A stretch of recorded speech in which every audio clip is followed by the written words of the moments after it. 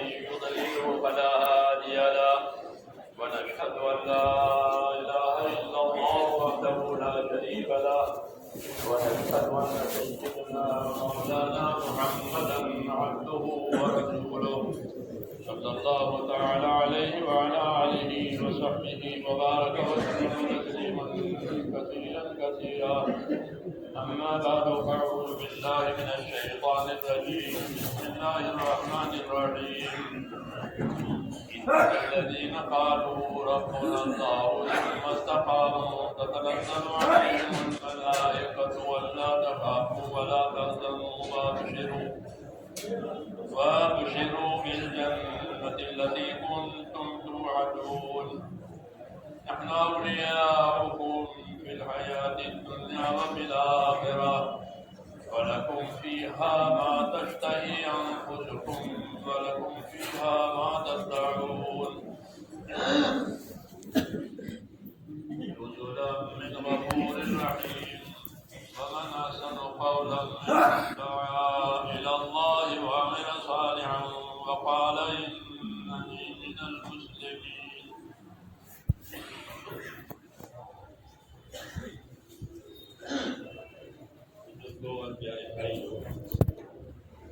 زندگی کو اللہ نے بطور امانت دی اور اس کی رسی اپنے ہاتھ سے رکھی کاٹ لے زندگی امانت ہے زندگی میں جو اسباب دیے ہیں وہ بھی امانت ہے اور نعمت بھی ہے آنکھیں ملی ہے کان ملی ہے عقل ملی ہے مال ملا ہے اولاد ملی ہے یہ اسباب ہے اس اسباب کی ایک نوعیت اور ایک حالت یہ ہے کہ یہ اللہ تعالیٰ کی نعمت ہے اس کے ہم محتاج ہیں دوسری نوعیت اور حالت ان اسباب کی یہ ہے کہ یہ چیزیں اللہ نے بطور امانت کے دی ہیں امانت میں دینے کا کیا مطلب ہے امانت کے طور پر دینے کا مطلب یہ نہیں ہے کہ اس کو بند کر کے تالا کر کے حفاظت کر کے امانت کے طور پر دینے کا مطلب یہ ہوتا ہے کہ اس سے کوئی حق ادا کرانا کہ اس سے حق ادا کرانا ہے اس سے یہ حق ادا کرنے کے لیے بطور امانت کی دی کیا حق ادا کرانا ہے کہ اللہ کا حق یہ ہے کہ اس کی عبادت کی جائے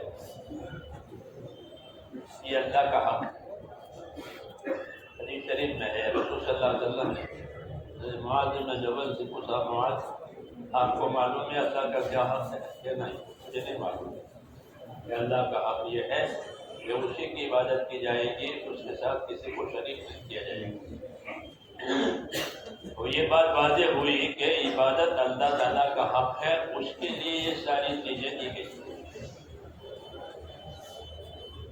اور یہی دعوت ہے اور یہی رہبری ہے یا قوم اعبدوا اللہ ہر نبی نے یہ آواز لگائی یا قوم اعبدوا اللہ اے میری قوم اللہ کی عبادت کرو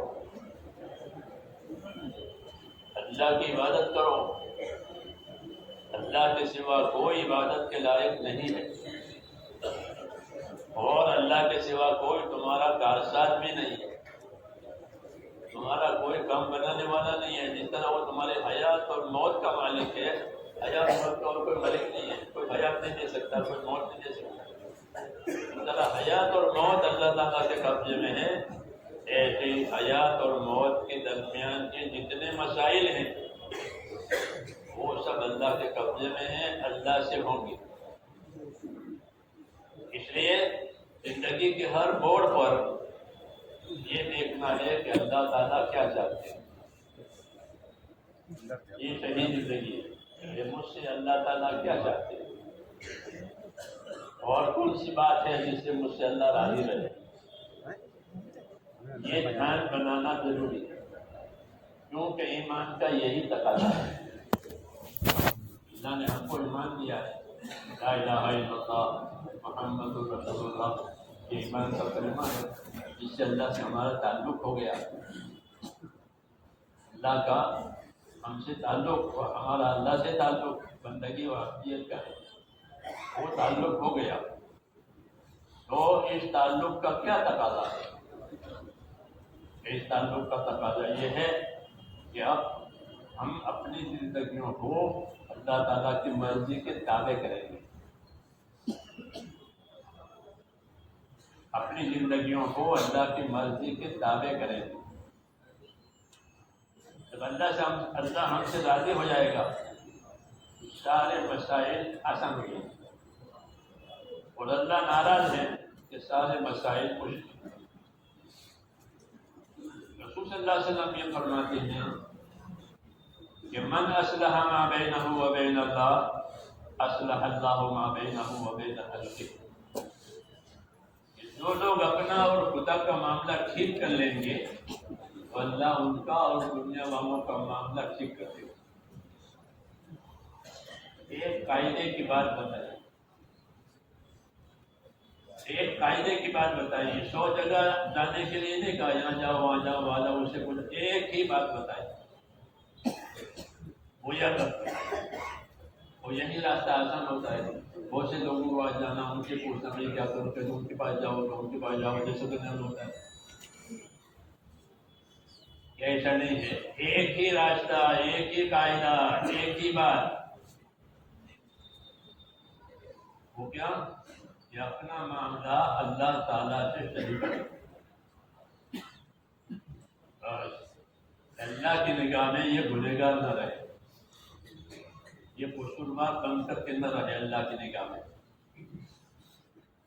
یہ تقاضا اس کا عبدیت اور بندگی کا، بندگی کا یہی تقاضا ہے۔ جیسے کوئی نوکر اپنے مالک کے نظر میں گنہگار نہ رہے، بے ایمان نہ رہے، کامچور نہ رہے، تو وہ پسند کیا ہے اس کو پسند کرے گا۔ ایسے اللہ کا معاملہ ہمارے ساتھ، اس لیے حضور صلی اللہ علیہ وسلم نے یہ رہبری کی کہ جو لوگ اپنا اور خدا کا معاملہ ٹھیک کریں گے، اللہ ان کا اور دنیا والوں کا معاملہ ٹھیک کرے گا۔ یہ حالت اگر انفرادی ہوگی تو انفرادی مسائل حل ہو جائیں گے، اور اگر یہ کام اجتماعی طور پر ہو تو سارے کے سارے اس میں لگ گئے کہ بھائی ہمارا معاملہ اللہ سے ٹھیک ہو جائے، تو پھر اللہ ان کے اجتماعی مسئلوں کو حل کر دے گا، کیونکہ اللہ جو کام کرے گا وہ اپنی قدرت سے کرے گا، اپنی قدرت سے کرتے ہیں۔ اللہ کسی سبب کا محتاج نہیں ہے، کسی ترتیب کا محتاج نہیں ہے، بلکہ اللہ خود اپنی قدرت سے اپنے امور کی ترتیب دیتے ہیں۔ جیسے بچپنا دیا، جوانی دی، بڑھاپا دی، ترتیب ہے، اس میں کسی کا دخل نہیں ہے، اس میں کسی کا دخل نہیں ہے۔ ایسے ہی تمام امور کو اللہ تعالیٰ اپنی قدرت سے ترتیب دیتے ہیں۔ اس نے یہ دعوت دی ہے کہ اپنا معاملہ اللہ تعالیٰ سے صحیح کرو۔ اللہ تعالیٰ کا سے معاملہ صحیح کرنے کا تقاضا یہ ہے کہ اپنی زندگی کو اس کے حکموں کے تابع کرو، اپنے اسباب کو امانت سمجھو، یہ مطلب ہے اس کا۔ یہ جو اسباب جو طاقتیں ہیں، جو صلاحیتیں دی ہیں، وہ اللہ تعالیٰ کی امانت ہے، اور اسے حق عطا کرنا ہم کو حاجت ہے۔ ہم کسی چیز کے مالک نہیں ہیں، اس طرح ہم اپنی زندگی کے مالک نہیں ہیں۔ اچھا اپنی زندگی کا مالک ہے نہیں ہے، اللہ سے چاہے موت ہے، جی ہم جتنا چاہے چلا رہے، ہم نہیں ہیں مالک۔ قل ان صلاتی و نسکی و محیای و مماتی، اس کے لیے للہ رب العالمین۔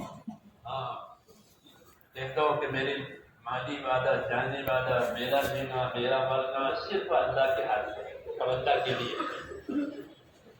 حیات اور موت یہ تو اللہ تعالیٰ کی قبضے میں ہے، جب چاہے زندہ رکھے، جب چاہے موت ہے، لیکن جب تک زندہ رکھے اپنی زندگی کو امانت بنا کر اس کے حکموں کے تابع کرنا۔ یہ صحیح زندگی اور اس امانت کا صحیح حق یہی کہ اپنی زندگی کو امانت سمجھ کر اس کو اللہ کے حکموں پہ تابع کر. پھر جو حال آئے گا اس حال کے حساب سے اللہ حکم دیں گے. مالداری آئی زندگی میں تو مالداری کے حکم دیں گے. مالداری کے حکم دیں گے کہ مالداری کا کیا حکم ہے کہ اللہ نے مال دیا. آج مال پھیلا ہوا ہے دنیا میں. یہاں جگہ نہیں ہے سڑک پر اتنا مال ہے دیکھ لو. اور رات دن مال کی ریل پہلے. قیامت بڑی بڑی نشانی ہے کہ مال پھیل جائے گا اور مال بڑھ جائے گا. تمہارے اوپر مال بڑھ جائے گا. یہ قیامت کی علامتوں میں سے. تو میں نے کہا مثلا اللہ نے مال دے دیا اور کیا کرنا چاہیے کہ مال کا دین حاصل کرنا چاہیے. کہ مال کا کیا دین ہے. مال کا کیا دین ہے. کہ مال کا دین یہ ہے کہ سب سے پہلے مال کا یقین نکل جائے کہ مال سے ہوگا کہ مال سے نہیں ہوگا. اللہ راضی ہوگا تو ہوگا. اللہ ناراض ہوگا تو مالدار بنا کر نامراد بنائے گا. مالدار بھی ہے نامراد بھی ہے. کیوں؟ اللہ نہیں چاہتے اس کی مراد پوری ہو تو اس کی مراد اس کے مال سے پوری نہیں. مال مخلوق ہے. مال کیا ہے؟ مال تو ایک مخلوق ہے. مخلوق سے وہ ہوگا جو خالق چاہے گا. اللہ نہیں چاہے گا تو کہ اللہ نہیں چاہے گا تو مال سے کہ مال سے راحت ملتی ہے کہ مال سے راحت ملے گی جب اللہ چاہے گا. اور مال اور اگر اللہ نہیں چاہے گا تو کہ پھر مال سے راحت نہیں ہوگی بلکہ مال وبال بن جائے گا. مصیبت بنے گی. مال دشمنوں نے دیکھ لیا. مال ظالموں نے دیکھ لیا. اس کے پیچھے پڑ گئے تو مالدار کو اٹھا کے لے گئے. ہاں جو اس کو اٹھا کے لے گئے. کیوں؟ یہ مالدار کا نہیں پتا. مال اس لیے نہیں لگتا تھا کوئی مصیبت آ رہی بلکہ مال لگ رہے کہ ابھی مال کی ذرا حفاظت کریں گے. مال سے راحت لیں گے. تو مولانا محمد یوسف رحمۃ اللہ علیہ فرماتے تھے کہ یاد رکھو دنیا کا ہر سبب دو رخا ہے. دو ڈالی بندوق کی طرح سے دو رخا. ایک رخ نفع کا بھی ہے اس میں ایک رخ نقصان کا بھی. ایک رخ راحت کا بھی ہے ایک رخ مصیبت کا بھی. کون سا رخ اللہ چاہے گا وہ رہے گا.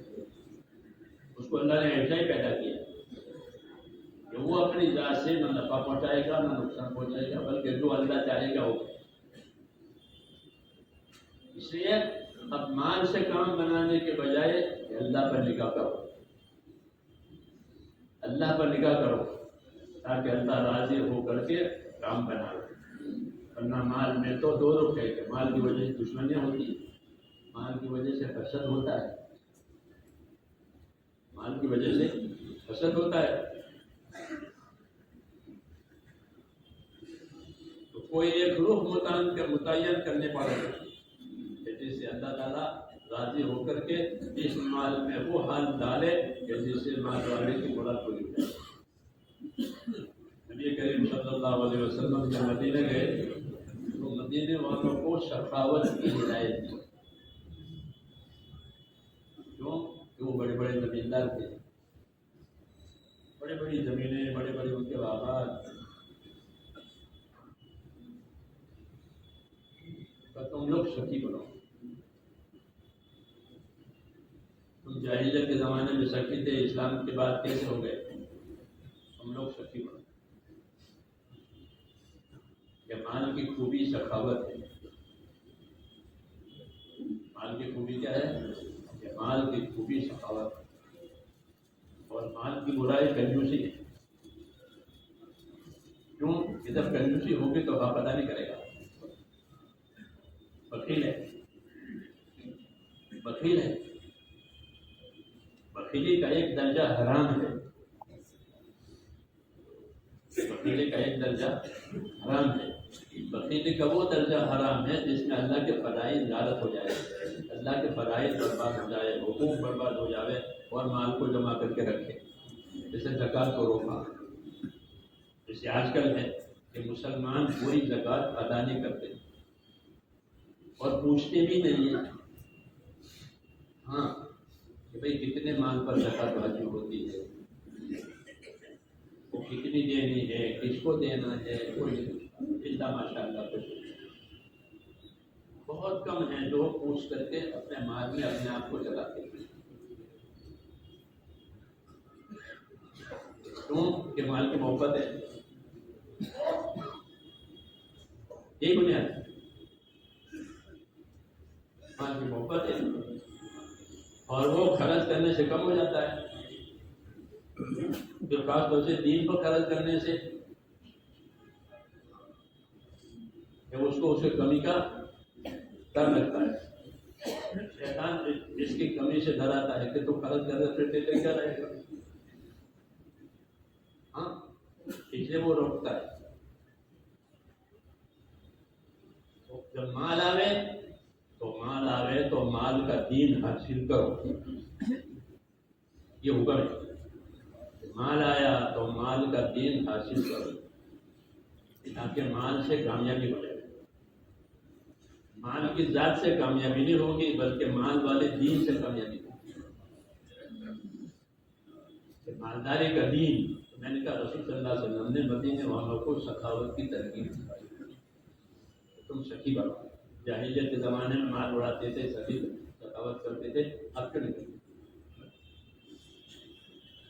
تو انہوں نے اپنی زمینوں کے، ان کے باغات زمینوں کے چاروں طرف ایک آڑ ہوتی تھی، مٹی کی چھوٹی چھوٹی دیواریں تاکہ کوئی جانور اندر نہ گھسے، تو انہوں نے جگہ جگہ سے وہ دیواریں توڑی تاکہ کوئی بھی مسافر آوے، کوئی بھی اندر آوے اور کھانے کی چیز کھا کے جائے۔ یہ ان کو مال کا دین سکھایا کہ مال کے دین میں یہ ہے کہ سخی بنایا۔ دوسری بات کہ مال کو دراصل اللہ تعالیٰ نے حقوق ادا کرنے کے لیے پیدا کیا۔ مال کی خوبی یہ ہے کہ مال سے حقوق ادا کیے جائیں۔ سب سے پہلا حق کہ وہ اللہ کا حق ہے، اللہ نے مال پر زکوٰۃ واجب کی، یہ بڑا رکن ہے اسلام میں۔ زکوٰۃ عاقل بالغ مرد عورت پر جب اس کے بعد مال ہو جائے زکوٰۃ کی مقدار تو وہ اس کی زکوٰۃ ادا کرے، یہ مال کا دین ہے، یہ مال کا دین ہے۔ اگر اس مال سے زکوٰۃ ادا نہیں ہوئی تو یہی نہیں کہ وہ مال اس زکوٰۃ کی فضیلت سے محروم ہو جائے گا، بلکہ وہ مال کے وبال میں جو ہے وہ مبتلا ہو جائے گا۔ مال کا وبال اس طرح ہے، اس کی برکت نکل جائے گی، اس کی برکت نکل جائے گی۔ کیوں کہ مال اللہ تعالیٰ نے دین بنانے کے لیے دیا تھا، تندرستی بھی دین بنانے کے لیے دی، عیش کرنے کے لیے نہیں دیا، بلکہ مال حقوق ادا کرنے کے لیے تھا۔ اگر اس مال سے حقوق ادا ہوتے ہیں تو پھر اس مال میں برکتیں آتی ہیں، اس لیے اس مال پر حقوق لاگو کیے۔ مال کا سب سے پہلا حق یہ ہے کہ مسلمان کا مال وہ سب سے پہلے اللہ کے کلمے کو بلند کرنے پر لگے، یہ پہلا حق ہے۔ تھوڑا ہو زیادہ ہو جس سے کوئی بحث نہیں، مسلمان کا مال اور مسلمان کی جان یہ دونوں کے دونوں اللہ تعالیٰ نے خرید لیے جنت کے عوض میں۔ یہ مال اور جان کو استعمال کرے گا اللہ کے امر پر اور اللہ اس کو جنت دے گا۔ ان اللہ اشتری من المؤمنین انفسهم واموالهم بان لهم الجنہ، اس بات پر سودا ہو گیا ہے کہ مسلمان کو جنت ملے گی اور یہ اپنے جان مال سے اس کی قیمت ادا کرے گا. یہ بات ہو گئی. اس لیے مسلمان کا مال کہاں لگے؟ میں نے کیا کہ سب سے پہلے مسلمان کا مال کہ وہ اللہ کے کلمے کو بلند کرنے پر لگے، جس سے اللہ تعالیٰ کا کلمہ بلند ہو جائے، اللہ کے دین کو دنیا میں جگہ ملے. اعلاء کلمت اللہ سب سے پہلا، کیونکہ ایمان سب سے پہلا رکن ہے. اس رکن کو جگہ دینی ہے کہ ایمان کی فضا بنے، ایمان کا ماحول بنے، ایمان کے تقاضے پر زندگی گزرے. ایمان کا تقاضا اطاعت ہے. ایمان کا تقاضا کیا ہے؟ ایمان کا تقاضا جو ہے وہ اللہ تعالیٰ کی اطاعت. ایمان اسی وجہ سے وما ارسلنا من رسول الا لیطاع باذن اللہ، کہ ہم نے جب کبھی کوئی رسول بھیجا ہے تو وہ اس لیے بھیجا ہے کہ وہ اللہ کی اطاعت پر لوگوں کو تیار کرے، تاکہ وہ اپنے جان مال سے اللہ تعالیٰ کے وفادار ہو جائیں. اطاعت سکھانے کے لیے نبی بھیجا ہے. وہ اطاعت جان مال میں ہوتی کہ جان سے مال سے ہم اللہ کی اطاعت کریں. صحابہ کرام یہ کہتے تھے کہ ہم نے حضور صلی اللہ علیہ وسلم کے ہاتھ میں ہاتھ دے کر یہ قول قرار کیا ہے کہ ہم آپ کی بات سنیں گے اور مانیں گے. آیانا رسول اللہ صلی اللہ علیہ وسلم علی السمع والطاعۃ، ہم نے نیت کی ہے، قول قرار کیا ہے آپ صلی اللہ علیہ وسلم کے ساتھ اس بات پر کہ ہم آپ کی سنیں گے بھی اور مانیں گے. آج کی طرح سے نہیں کہ سن تو لیا، کچھ تو اچھا بھی کہا اور عمل میں نہیں آیا. آج یہ زمانہ ہے، سنا بہت اچھی بات ہوئی، بہت اچھا ہو پروگرام ہوا، پھر عمل میں کوئی ترقی نہیں. یہ بات نہیں، بلکہ انہوں نے کہا کہ ہم سنیں گے اور آپ کی بات مانیں گے. کس حال میں؟ کہ ہر حال میں مانیں گے. ہمارا جی چاہے تو بھی جینا چاہے تو بھی. اللہ غریب بناوے تو بھی بات مانیں گے، اللہ مالدار بناوے تو بھی بات مانیں گے. پھر من شکے وہ پھر مت رہے، جی چاہے تو جینا چاہے تو. اللہ غریب بناوے تو مان کے دیں گے، اللہ پر مالدار بناوے تو بات مان کے. اور آخری بات وعلی اثرۃ علینا، کوئی ہمیں پوچھے تو بھی ہم تو بات مانیں گے، کوئی ہمیں نہ پوچھے تو بھی مانیں گے. آج کل اس کا ہم سے کیوں نہیں پوچھا، ہم سے کوئی نے مشورہ دیا، اس لیے ہم نے کہا کہ ہمیں کوئی پوچھے ہمیں کوئی نہ پوچھے، ہم کو تو اللہ تعالیٰ کے اطاعت کا ثبوت دینا ہے کہ ہم ہر حال میں اللہ تعالیٰ کی بات مان کر کے چلنے والے. یہ پہلی منزل ہے کہ زندگی اللہ تعالیٰ کی اطاعت والی بنے. نہیں تو آدمی اپنے نفس کی اطاعت میں جائے گا کہ جو اس کا جی چاہے گا وہ کرے گا. جی چاہے کی منزل کہ جی چاہے کی کوئی منزل نہیں، جی چاہے کی کوئی منزل نہیں، وہاں جا کے جی چاہے اٹک جائے گی. دیکھو آپ نمکین کھاؤ گے تو میٹھا کھانے کو جی چاہے گا، پھر میٹھا کھایا تو نمکین کھانے کو نہیں چاہے، پھر ٹھنڈا پینے کو جی چاہے، پھر گرم پینے کو جی چاہے. ہاں اندر ایک مشین ہے جو خواہشات پیدا کرتی ہے.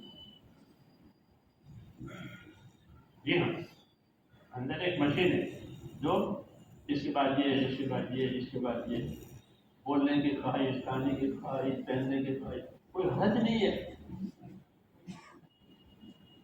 کمانے کی خواہش، خرچ کرنے کی خواہش، کوئی حد نہیں ہے. اس نے کہا کہ خواہش پر جاؤ گے تو اس کی کوئی حد بھی نہیں، منزل میں بھٹک جاؤ گے. خواہش کا راستہ جہنم میں پورا ہوتا ہے. ہاں حدیثوں میں خواہش کا راستہ کہاں جا کے پورا ہوگا؟ جہنم جا کے پورا. ساری خواہشیں یہاں پوری ہو گئی، اب جہنم میں اس کے لیے کوئی خواہش نہیں، کوئی خواہش کی چیز نہیں، کوئی ضرورت کی نہیں، کھانے پینے کی بھی کوئی چیز نہیں. ہاں کہ جہنمیوں کو سخت بھوک، سخت پیاس، طرح طرح کے عذاب. ہاں کیوں؟ یہ سب خواہشیں یہاں پوری ہوگی. اب تمہارے لیے کوئی نہیں ہے. جنت تو اس کو ملتی ہے جو اپنے خواہشوں پر قابو پا کر اللہ کے حکموں کو پورا کرتی ہے. یہ خواہشیں قربان ہوئی، حکم زندہ ہوا. تو خواہشوں کے پورا ہونے کا سب سے بڑا سامان آدمی کے پاس مال ہے.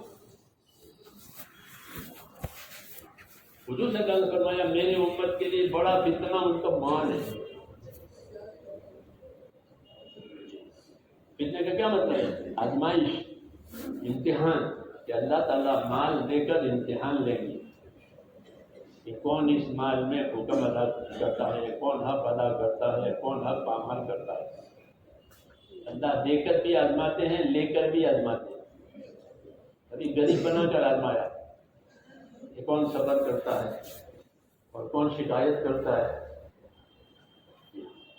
مگر مالدار بنا کر کون حق ادا کرتا ہے اور کون فضول خرچی میں پڑتا ہے. جی ہاں، کیوں کہ مال میں دونوں باتیں، مال کا نفع بھی ہے، مال کا نقصان بھی ہے، اس میں خیر بھی ہے، اس میں شر بھی ہے. اس لیے اللہ تعالیٰ نے اپنے حکم نازل کیے. مال کا کیا دین ہے؟ تو میں نے کہا رسول صلی اللہ علیہ وسلم نے مدینے والوں کو سخاوت کی ترغیب دی. کیوں کہ مال یہ حقوق ادا کرنے کے لیے پیدا ہوا ہے. اسی لیے ہاں یہ خواہش پورا کرنے کے لیے، عیش کرنے کے لیے اللہ نے اس کو نہیں پیدا کیا، بلکہ اس کو اللہ تعالیٰ نے پیدا کیا ہے اس کے لیے کہ مال کے ذریعے سے حقوق ادا کرے. اللہ کا حق سب سے پہلا ہے، اس لیے مال پر زکوٰۃ واجب ہے. مال پر زکوٰۃ واجب اور بڑی تاکید، خدا نے سب کا پڑھو زکوٰۃ کی بڑی تاکید، بڑی تاکید. کوئی اپنی زکوٰۃ نہ کھاوے، زکوٰۃ غریب کھاوے. اگر یہ نہیں رہے تو مالدار اپنی زکوٰۃ خود کھا جائے گا. یہ ان کے لیے اس کی بڑی تاکید اور اس کی بڑی فضیلت. جو مال جس کی زکوٰۃ ادا ہوئی ہے وہ پانی میں اور آگ میں بربادتے ہوں اور اس میں برکت آئے گی، اس میں برکتیں آئے گی. اور جس کی زکوٰۃ ادا نہیں ہوئی ہے اس کی کوئی ضمانت نہیں، اس کی کوئی ضمانت نہیں. تو مال کا نفع بھی ہے، مال کا نقصان بھی ہے. تو میں نے کہا مال کو اللہ تعالیٰ نے حقوق ادا کرنے کے لیے رکھا.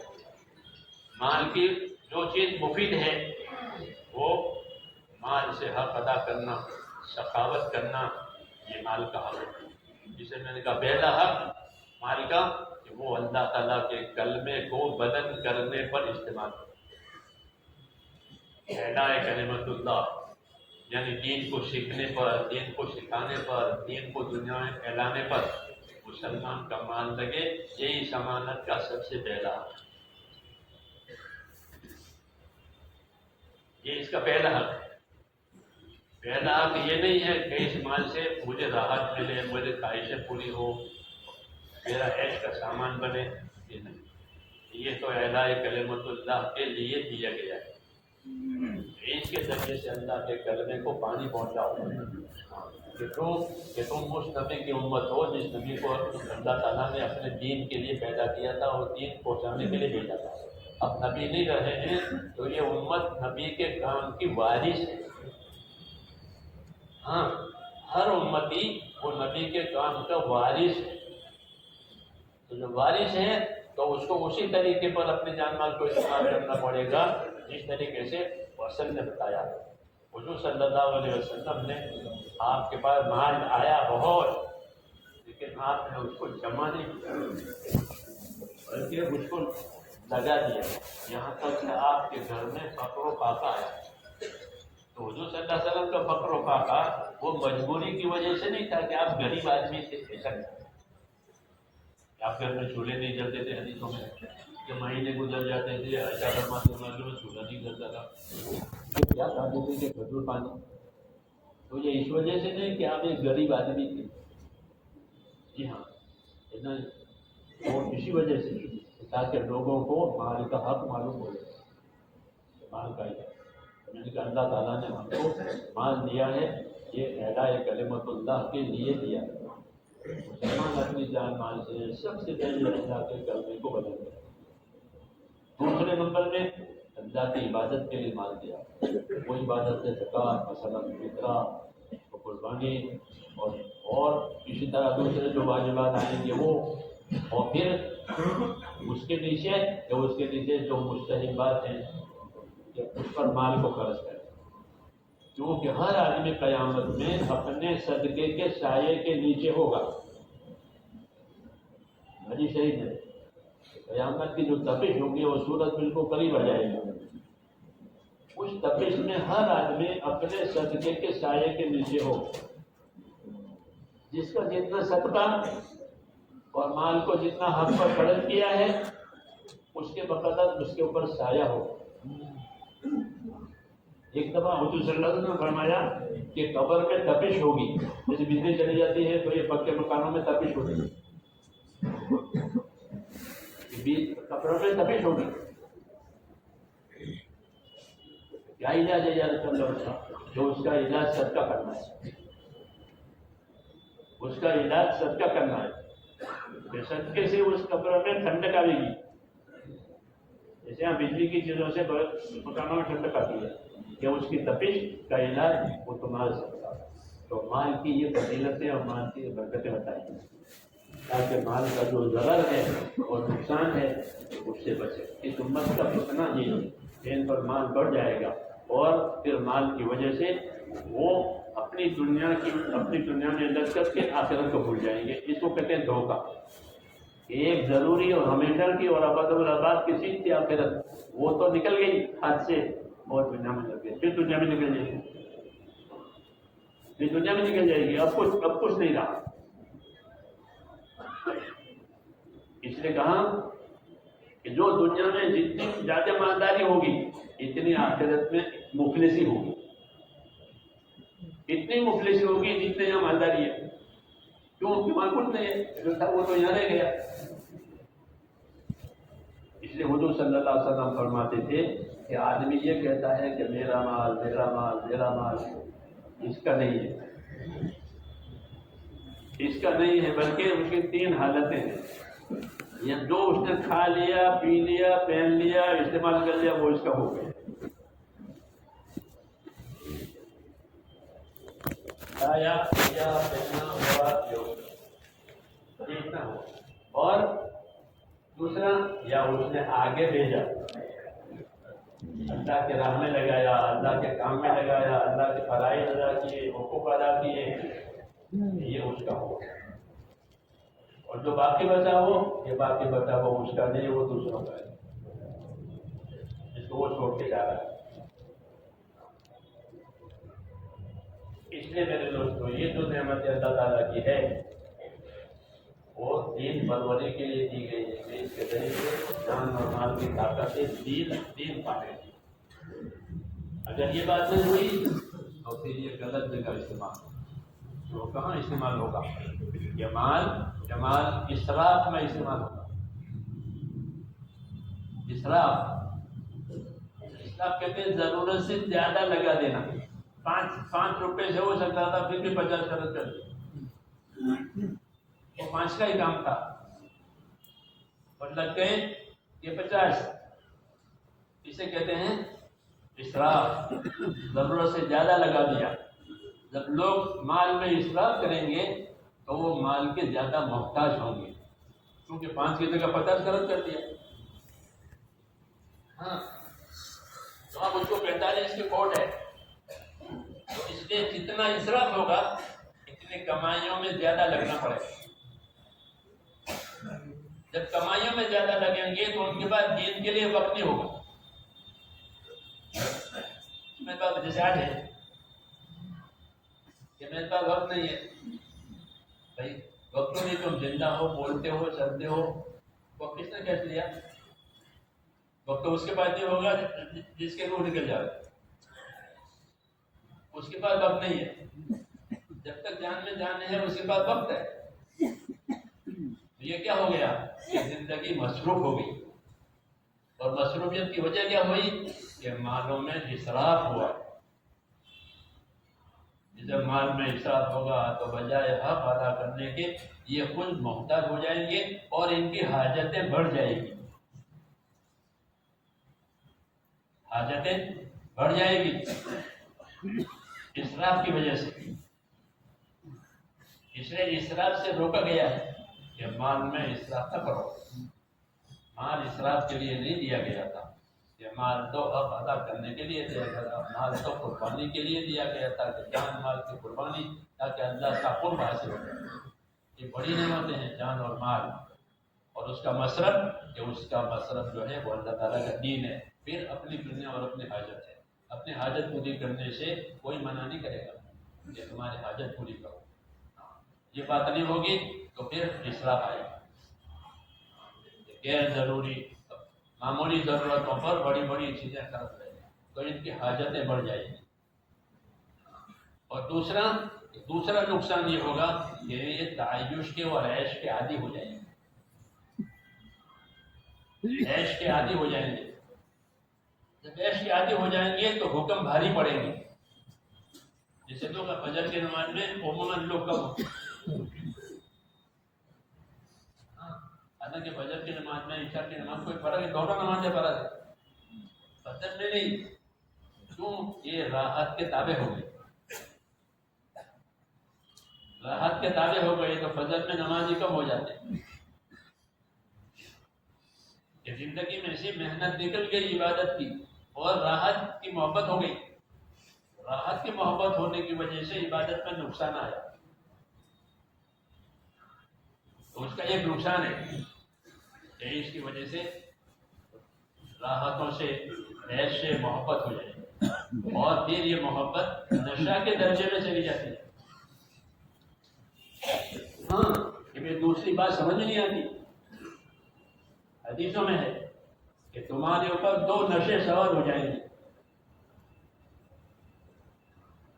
اس نشے میں بات سمجھ میں نہیں آئی.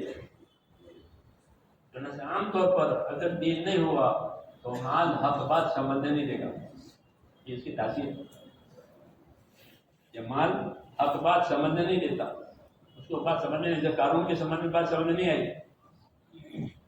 قارون کو موسیٰ علیہ السلام نے ہدایت دی کہ اللہ نے تجھے مال دیا ہے تو اللہ تعالیٰ حق ادا کر. کہ نہیں کسی کا کوئی حق نہیں میرا ہے.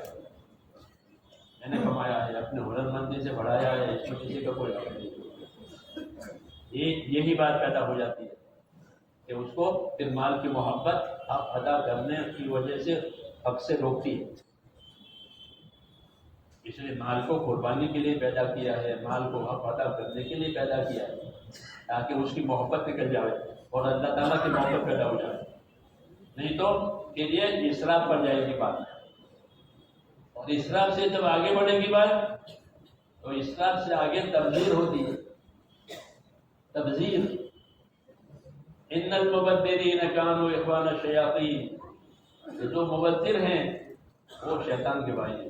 تبذیر کا مطلب یہ ہے کہ بے ضرورت خرچ کرے. ایک تو ضرورت سے زیادہ خرچ کرے وہ تو اسراف ہے. وہ بے ضرورت خرچ کرے کہ وہ تبذیر ہے. بے ضرورت شوق میں کہ یہ مال کی انتہائی ناشکری ہے. تاکہ اس قسم کے خرچ کرنے والے وہ شیطان کے بھائی ہیں. کہتے ہیں کہ جب حضور صلی اللہ علیہ وسلم پیدا ہوئے تو نظام بدل گیا. شیاطین اوپر جاتے تھے. کچھ خبریں فرشتوں سے چوری سے سن کر لاتے تھے اور دنیا میں آ کر اس میں جھوٹ ملا کر لوگوں کو بہکاتے تھے. یہ نظام تھا. جب حضور صلی اللہ علیہ وسلم پیدا ہوئے تو وہ دروازے بند ہو گئے ان کے جانے کے. شیاطین کے جانے کے دروازے اور پہرے لگے فرشتوں. تو شیطان نے کہا اوپر پہرے لگ گئے کوئی بات پیدا ہوئی ہے. زمین میں اندازہ لگاؤ تحقیق کرو کیا بات پیدا ہو گئی. تو ان کے کارندوں نے زمین کے چکر لگائے. آ کے بتایا کہ ایک پیغمبر پیدا ہوا. ایک نبی پیدا ہوا ہے اور نبی اکیلا نہیں ہوگا اس کی امت ہوگی. اس کی وجہ سے یہ سارا نظام کیا فرشتے اتریں گے وہ وحی لائیں گے اور شیاطین اوپر نہیں جا سکے گا. اگر کوئی گیا تو اس کو مارا جائے گا.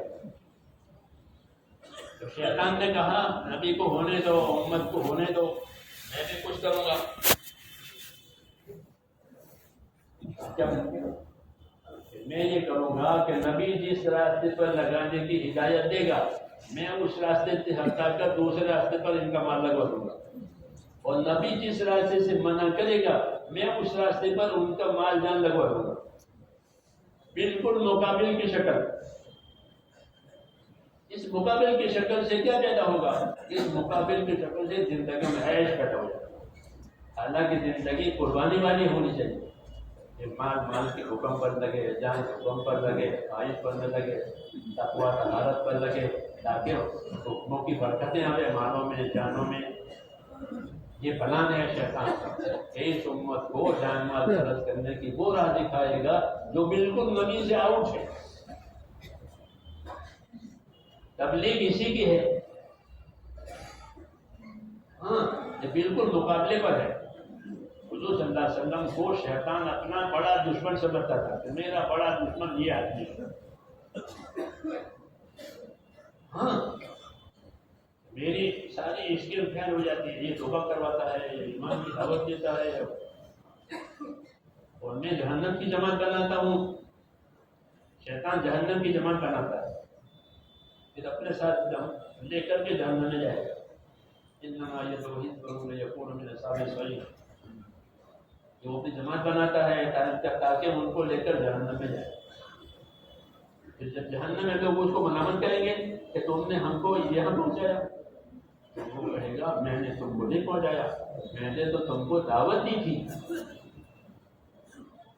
بلایا تھا، مجبور نہیں کیا تھا، اللہ نے بھی بلایا تھا، اللہ نے بھی دعوت دی تھی کہ حی علی الصلاۃ حی علی الفلاح، اللہ بھی دعوت دے رہا تھا اور میں بھی دعوت دے رہا تھا، تم نے اللہ کی نہیں سنی، میری سنی، تو فلا تلومونی ولوموا انفسکم، میرا قصور مت نکالو، تمہارا قصور ہے، ہاں یہ کہے وہ بری ہو جائے گا کہ میرا قصور نہیں ہے، تمہارا قصور۔ تم کو یہ چیز پسند آئی میری اور تم میری طرح آ گئے، ورنہ تم کو اللہ نے بلایا تھا، اللہ نے اپنے انعام اکرامات کے وعدے کیے تھے، اور جو کہتے جو وعدے اللہ نے کیے تھے وہ تو حق تھے، میں نے جو وعدے کیے تھے وہ جو جھوٹ تھے۔ یہ جہنم کا مکالمہ ہے، جہنم میں جانے کے بعد آپس کا، تو وہ یہ کہے میں نے اذکار کے شیطان نے اجراح بنائی کہ جان مال کو غلط طریقے پر استعمال کر، یہ ساری فساد اس میں اسراف آئے گا، تبذیر آئے گا، اور پھر آخر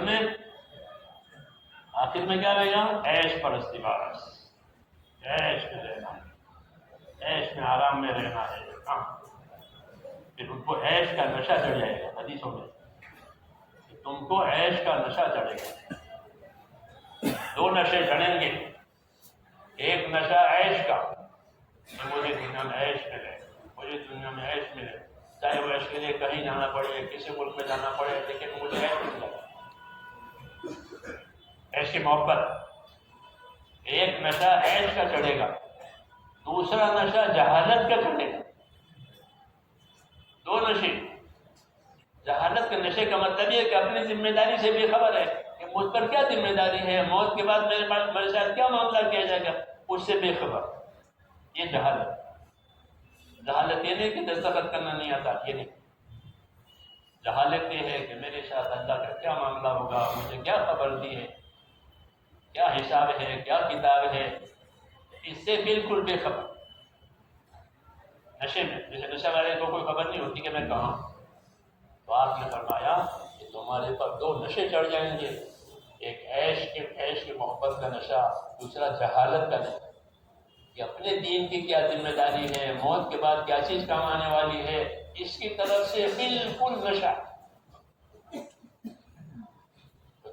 یہ اس صورت میں تم کیا کرو گے جب نشے چڑھ جائیں گے کہ پھر بھلے کاموں کو نہیں کرو گے، بھلے کاموں کو نہیں کہو گے، برے کاموں سے نہیں روکو گے، جو ذمہ داری تھی وہ ختم ہو گئی۔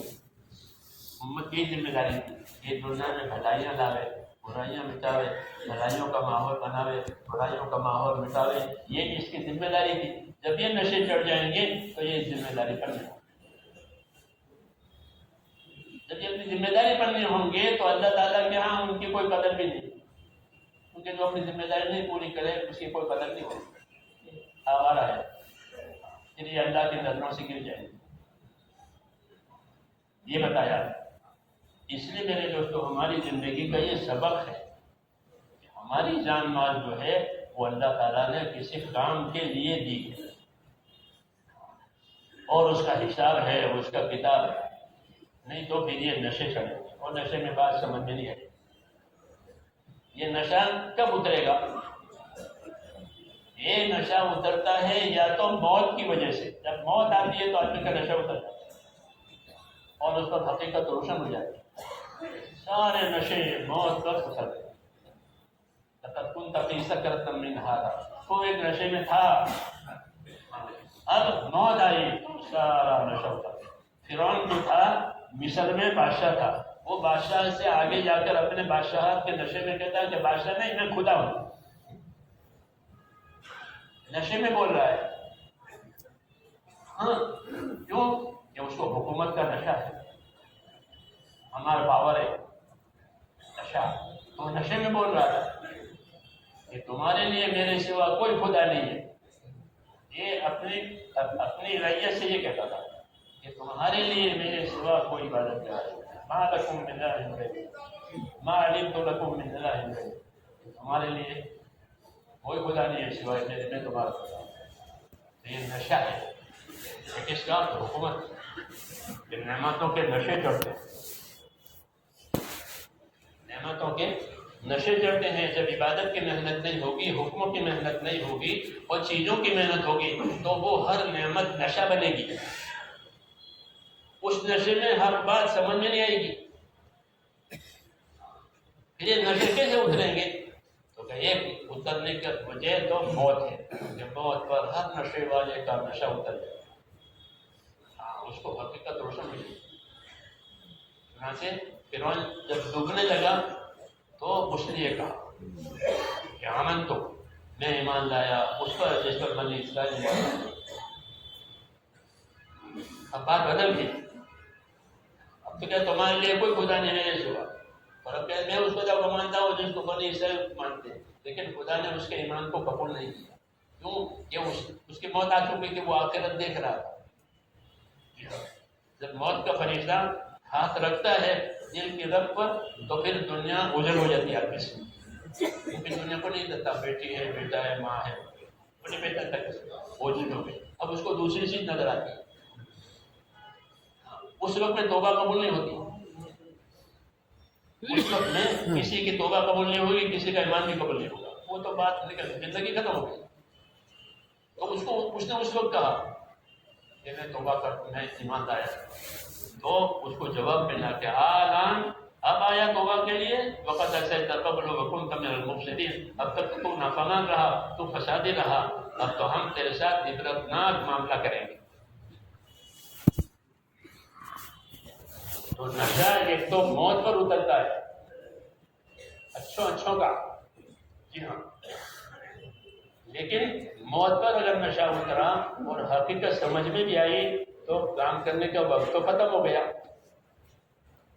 کیونکہ موت کے بعد تو ہر ایک کو ہر جگہ سمجھ میں آئے گی، ہر کافر یہ کہے گا کہ میں اللہ کو مانتا ہوں، کیونکہ وہ آج کی سب چیزیں دیکھے گا، یہ جنت ہے، یہ جہنم ہے، یہ فرشتے ہیں، وہ سب چیزیں نظر آ گئی،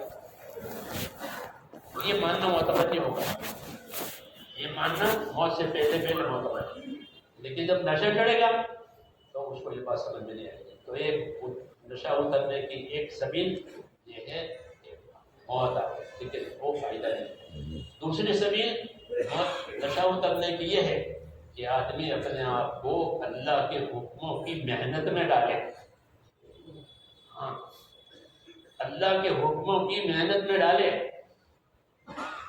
اس محنت پر صبر کرے اور وہ محنت کرے تو وہ نشہ اتر جائے اور حقیقت سمجھ میں بھی آئے گی اور فائدہ بھی دے گی۔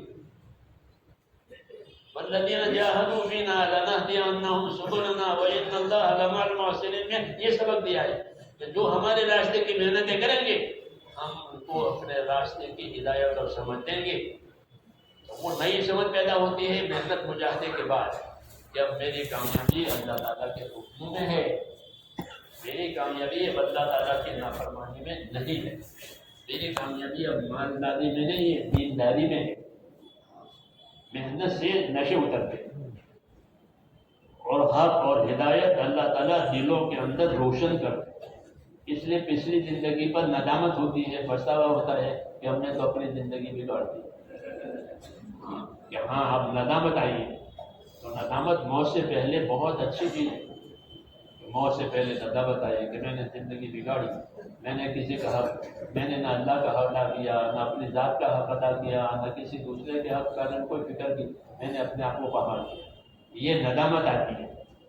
اس لیے جب آدمی اللہ کی طرف چلتا ہے تو اگر اللہ تعالیٰ کی مدد شامل حال ہوئی تو سب سے پہلے آدمی کو توبہ ملتی ہے، تبلیغ میں توبہ ملتی ہے، اور پچھلی زندگی کا وہ کھلتا ہے پورا، میں نے یہ کیا ہے، میں نے یہ کیا ہے، میں نے یہ کیا ہے، میں نے یہ کیا ہے، تو وہ اندر اس کو گناہ چوبتے، کیوں کہ محنت کی وجہ سے اندر ایک زندگی پیدا ہوئی، دل سن ہو گیا تھا گناہوں میں اور غفلتوں میں، اب وہ اس کے اندر ہوش آیا ہے دل میں، تو اس لیے دل میں گناہ چوبتے ہیں۔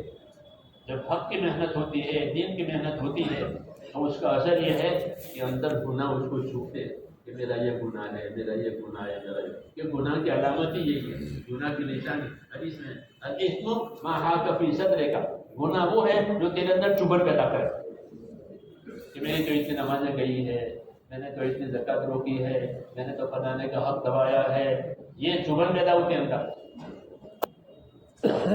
یہی تبلیغ ہے۔ میں نے تو رشوت کھائی ہے، میرے پاس لوگ آتے تھے نظام میں جب میں ڈاپا کہ ہم تو ریلوے میں بتاتے مرتے ریل والے، اور اس زمانے میں جاہل تھا تو میں نے رشوت کھائی ہے پیسنجروں سے،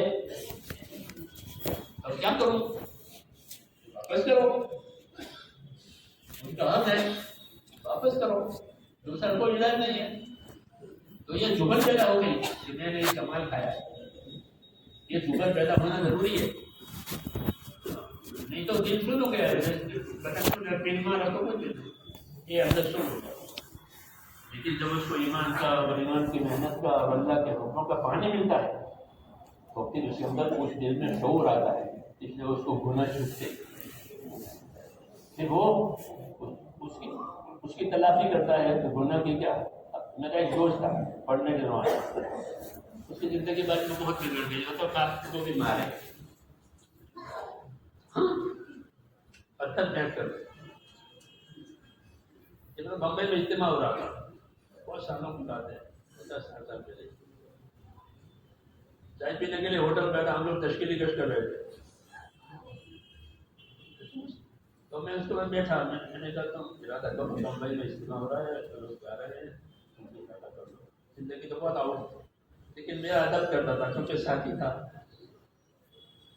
تو کچھ بولا نہیں، میں نے کہا ہم تو ایک چلے کا مطالبہ آپ سے کرتے ہیں، چلہ تو نہیں، مجھے 20 دن لگاؤ گے، ہم نے اسے 20 دن قبول کر دیا، وہ 20 دن سے لگے، 20 دن کے بعد آیا، اب بدلا ہوا، یہ لوگ فلانے کو بلاؤ، چچا کے بیٹے کو، کیا کرو گے بیٹے، کروا کے کیا کرو، یہ میں اس کے بعد معافی مانگوں گا، میں نے اس کو ستایا، فلانے کو بلاؤ، اس سے معافی مانگوں گا، میں نے ان کو پریشان کیا ہے، جی ہاں، یہ پیدا ہو گئی، حیات آ گئی، کیا آ گئی، زندگی کے بعد دل میں حیات آ گئی، یہ اصلی زندگی ہے، ایک مثال ہے، اس لیے اللہ کے راستے کی محنت پر دل میں ایک زندگی آتی ہے، حیات آتی ہے، اور اندر توبہ ملتی ہے، تو اپنے نقصان کی تلافی حساب کتاب سے پہلے کرتا، کہ میری تو اتنے نمازیں گئی ہے، بہت سے لوگوں نے 20 برس کی نمازیں قضا پڑھی کہ میں نے 20 برس نماز نہیں پڑھی، ابھی بھی ہے بات، لوگ مجھے پوچھتے ہیں کہ 5 سال نماز نہیں پڑھی، میں نے کہا قضا شروع کرو، تو پڑھ رہے ہو، پڑھو تو پڑھ رہے، اور حساب کرتے 20 سال کی نمازیں قضا پڑھی لوگوں نے، اتنا اندر پیدا ہو گیا، 18 برس کی زکاتیں دی ہے، 4 مہینے لگائے اور فضائل صدقات دے کی، فضائل پڑھی سنی، لوگوں کو دعوت دی. میں تو 18 برس سے مالدار ہوں اور میں نے تو کبھی زکات کا نام بھی نہیں لیا. اور زکات کا تو یہ درجہ ہے، اس کی یہ سزا ہے، اس کا یہ برکت ہے. اور اب حساب لگایا اور جا کر کے 18 برس کی زکات نکال. ایک قوت آ گئی، مال روکنے کی طاقت تھی پہلے محبت کی وجہ سے، اب حکم کی عظمت کی وجہ سے مال لگانے کی طاقت پیدا ہو گئی. ایسا اندر انقلاب آتا ہے کام کرنے کی وجہ سے، نشے اتر جاتے ہیں، نشے اتر جاتے ہیں، مال کی محبت نکل جاتی ہے، مال کے بارے میں جو خطرہ ہے عذاب کا وہ ٹلاتا ہے. یہ محنت کا یہ اثر ہے کہ اندر کوئی چیز پیدا ہوتی ہے جو حق ادا کرنے کے لیے آدمی کو تیار کرتی ہے، اس کو ہدایت کہتے ہیں. ہدایت کہتے ہیں اس کو، ہدایت ہوئی ہے. ہدایت کا کیا مطلب ہے کہ اندر کا یقین صحیح ہو گیا، اللہ ہے، آخرت ہے، قبر ہے، قیامت ہے، جنت ہے، جہنم ہے، حساب ہے، یہ میرے سامنے آنے والا ہے. انما توعدون لآت، جس چیز کا تم سے وعدہ کیا جا رہا ہے، بتایا جا رہا ہے، وہ تمہارے سامنے وہ چیز آنے والی ہے. کوئی مانے نہ مانے، کوئی سمجھے نہ سمجھے، بات یہی ہے جس چیز کی تم کو آگاہی دی جاتی ہے وہ تمہارے سامنے، تو یہ بات اندر پیدا ہو جاتی ہے، دھیان پیدا ہو جاتا ہے اندر محنت کی وجہ سے. حکموں کی محنت سے حکموں والا یقین آتا ہے، چیزوں کی محنت سے چیزوں والا یقین آتا ہے. پھر وہ چیزوں کے بنانے میں ترقی کرتے ہیں. جب حکموں کا یقین آئے گا تو اپنے حکموں، اپنی زندگی حکموں والی بنانے میں ترقی کرے گا. وہ فرائض بھی ادا کرے گا، واجب بھی ادا کرے گا، سنت بھی ادا کرے گا، مستحب بھی ادا کرے گا، اور یہ سمجھا کہ یہی میرے لیے ہے. اردو صلی اللہ زمانے میں زکات جو ہوتی تھی 2 قسم کی ہوتی. ایک تو پوشیدہ مال کی زکات، گھروں میں سونا ہے، چاندی ہے، جیسے ہمارے گھروں میں ہوتا ہے کیش، یہ پوشیدہ ہے، کوئی نہیں جانتا، اس کا مالک جانتا ہے میرے پاس کتنا مال ہے، یہ پوشیدہ مال. اور ایک کھلا مال ہوتا تھا ان کے پاس، وہ ان کے جانور ہوتے تھے. اونٹ ہے، 1000 اونٹ، 1000 اونٹ کا مالک ہے. میں نے یمن میں دیکھا 6000 بکریوں کا مالک. تو وہ عرب اپنے جانوروں سے مالدار قرار دیے جاتے ہیں، جیسے ہم کیش سے مالدار ہوتے ہیں، وہ جانوروں سے مالدار، اور پھر ان کے مالوں، ان کے جانوروں پر زکات آتی ہے. وہ شریعت کے اندر حکم ہے، جیسے سونے کی زکات، چاندی کی زکات. ایسے ان مالوں پر جو کھلا مال ہے، جنگل میں پھر رہا ہے، اس کی زکات آتی ہے. جب زکات لینے والا جاتا تھا تو اس کو حساب کر کے بتاتا تھا کہ تمہارے اوپر اتنے عمر کا جانور دینا واجب. وہ ایمان والا ہوتا تھا. اتنی عمر کا جانور لے جا کر کیا کرو گے؟ بڑی عمر کا لے جاؤ، بڑی عمر کے اونٹنے لے جاؤ. اونٹنی کا بچہ بتایا کہ 2 سال کا بچہ لے لو، کہ 2 سال کے بچے کو کیا کرے گا؟ اونٹنی لے جاؤ عمر کی، تاکہ رسول صلی اللہ علیہ وسلم نے اس زکات کو اپنے پاس تو رکھیں گے نہیں، کسی غریب کو دیں گے، تو غریب کے بچے اس کا دودھ پئیں گے، اور اس کو سفر کی ضرورت پڑے تو ان پر سواری کریں گے. لیکن ان کا بچہ لے جاؤ گے تو کس کام کا ہو؟ اس لیے وہ زیادہ دے دیں، جتنا واجب ہے اس سے زیادہ لے جاؤ. کیوں؟ یہ میرے لیے ہے، یہ سمجھتا تھا کہ یہ کہنا میرے لیے ہے، غریب کے لیے نہیں ہے، میں اپنے لیے دے رہا ہوں. کسی غریب کا نفع ہوا تو یہ میرا نفع ہے، تو وہ زیادہ دینے پر اصرار کر دے. یہ بڑی عمر کا لے جاؤ، شریعت ہے، شریعت 4 رکعت ہے تو 4 ہی پڑھنی پڑے گی، 5ویں رکعت نہیں پڑھ سکتے. 3 رکعت ہے تو 4تھی پڑھ سکتے ہیں. مغرب کی 3 پڑھی نا، 4تھی پڑھ سکتے نہیں پڑھ سکتے. فرائض میں زیادتی بھی نہیں، کمی بھی نہیں، جو کہا ہے وہی کرنا. نفل میں کرو جو چاہے. تو میں زیادہ زکات لے نہیں سکتا، فرض ہے، میں کیسے پڑھاؤں؟ جتنا ہے اتنا ہی، وہ نہیں زیادہ لے پاتا. یہ کیوں؟ وہ ایمان یقین کی بات ہے کہ میری زکات میرے لیے ہے، غریب کے لیے نہیں ہے. یہ تو میرے نفع کی بات ہے. تو جب ایمان ترقی کرتا ہے میرے دوستوں، تو پھر حکموں کی ادا کرنے میں ترقی ہوتی ہے. دین کے تحمل میرا زیادہ مان لگے، یہ ایمان یقین بننے کی علامت ہے کہ مسلمان یہ سمجھتا ہے کہ میری جان مال جو حق پر لگے گی وہی میرا ہے. یہ آخرت والی بات پیدا ہو گئی کہ وہی میری آخرت میں کام والا.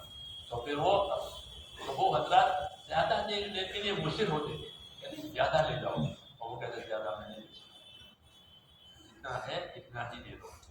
اس طریقے سے وہ مالوں کی زکوٰۃ بھی کرتے ہیں. تو وہ زیادہ مجھے بھی نہیں مثال اس لیے دی ہے وہ اپنے جو واجب ہے اس سے بھی زیادہ دیتا ہے، کیوں کہ یہی میرا ہے. حضور صلی اللہ علیہ وسلم نے فرمایا جو تو نے اللہ کے نام پر لگایا وہی تیرا، باقی تو دوسروں کا.